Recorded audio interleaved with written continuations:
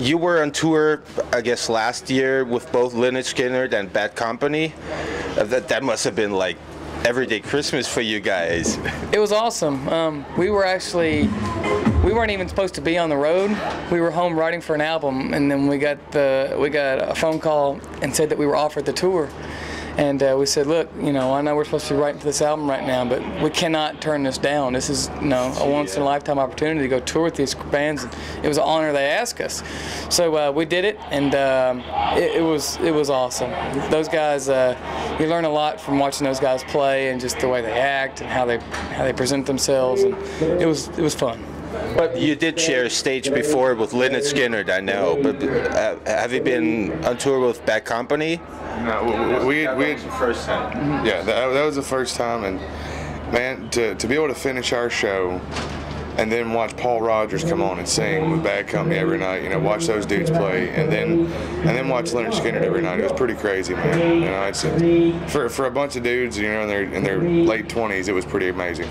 Ever been to Six Flags Magic Mountain? I've been to Six Flags, but not the Magic Mountain. I know what you're talking about, and everybody's asked us that's where we got the name for the album. It's not, unless they want to give us free passes to Magic Mountain, which would be great. They should. They should. They definitely should.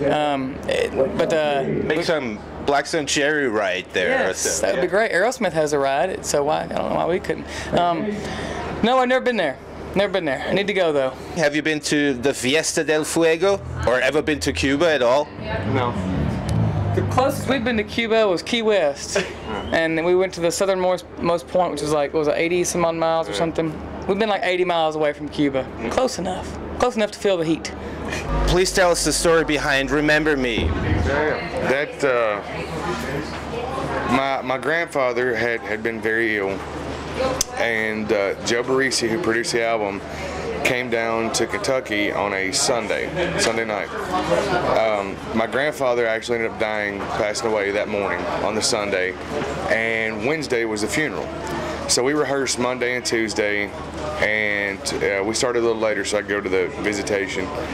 And then on the Wednesday, I went to the funeral, and you know, I was there all morning. All the guys came by to see me, and then after the funeral and everything was over, we went to rehearse for the album, because we were going to record the album like 2 weeks later or something.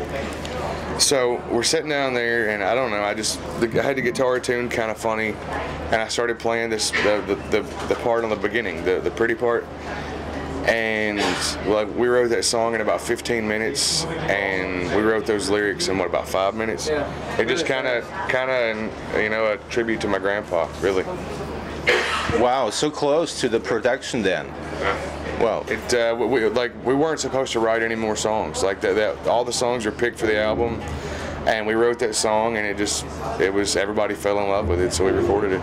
How did the family react? They were like in tears, I guess. Yeah, well, the first time it was my mom's dad, and the first time she heard that song, it was, you know, lots of tears and everything, but there was a smile at the end, so it's good, man. There's a new war hanging around. It's been said, you know, Iraq. Have you watched the news recently? Because it's like it seems like the U.S. will invade Iraq again. Honestly, I don't know. Even when I'm home, it might be bad to say, but I don't watch a lot of news just because it's too negative. It's too negative, dude. Yeah. You know, I'd rather go outside and watch a tree than watch the news. I really would. Or watch a bird fly or something. Put me in a better mindset than watching about what everything's wrong. You know what I mean?